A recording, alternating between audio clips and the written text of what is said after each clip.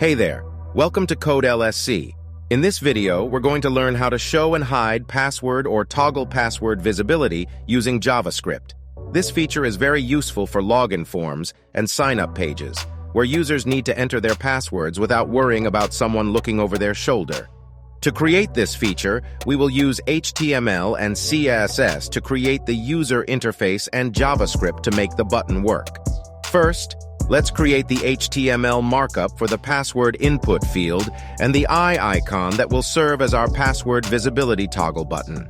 We then bind an event listener to the eye icon so that when it is clicked, it triggers our JavaScript function.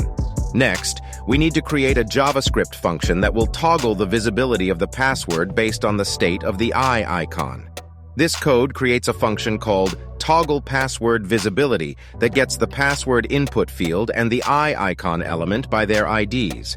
It then checks the type of the password input field and toggles it between password and text based on the current state. Finally, it changes the eye icon to show either the open eye or the closed eye based on the current state. Finally, we will style the button using CSS to make it look more appealing. And that's it. By the end of this tutorial, you will be able to create your own show hide password toggle button and add it to your web projects.